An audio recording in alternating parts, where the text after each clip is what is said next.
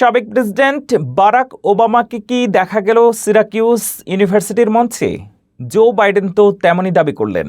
নিজের পোর্ট্রেট উন্মোচন অনুষ্ঠানে বোর্ড চেয়ারম্যান জেফ্রি স্ক্রাগসকে দেখে ওবামা ভেবে ভুল করলেন ৮৩ বছর বয়সী বাইডেন। জোর করে তাকে মঞ্চে ডেকে নিয়ে প্রশ্ন করলেন, ওকে কি দেখতে ওবামার মতো লাগছে না? নিছক রসিকতা নাকি অন্য কিছু?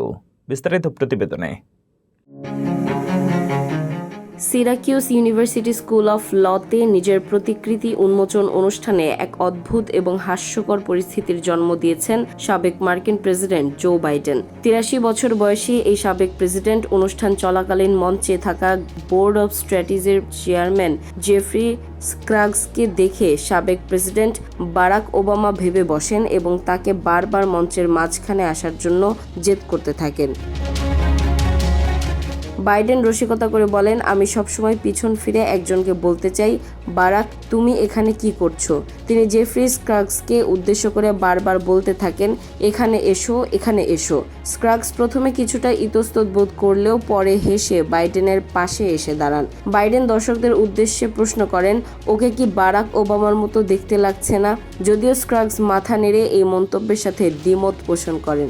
তবে সামাজিক যোগাযোগ মাধ্যমে অনেক ব্যবহারকারী ওবামার সাথে স্ক্রাগসের চেহারার অবিশ্বাস্য মিল খুঁজে পেয়েছেন।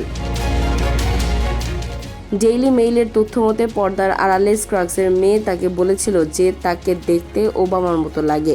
বাইডেন মঞ্চে বিষয়টি তুলে ধরে মূলত তার মেয়ের কথারই প্রতিধ্বনি করছিলেন। তবে এই ঘটনাটি ইন্টারনেটে মিশ্র প্রতিক্রিয়ার সৃষ্টি করেছে। কেউ কেউ বিষয়টিকে একটি নির্দোষ রসিকতা হিসেবে দেখলেও অনেকে কৃষ্ণাঙ্গ একজন ব্যক্তিকে অন্য আরেকজনের সাথে গুলিয়ে ফেলাকে বর্ণবাদী আচরণ বলে সমালোচনা করেছেন। বাইডেনের বয়স এবং মাঝে মাঝে পরিচিতদের চিনতে ভুল করা নিয়ে যে বিতর্ক রয়েছে, এই ঘটনাটি সেই আলোচনাকে আরও একবার উস্কে দিল। সব মিলিয়ে বাইডেনের এই ওবামা বিভ্রান্তি এখন নেট দুনিয়ায় টক অফ দ্য টাউন।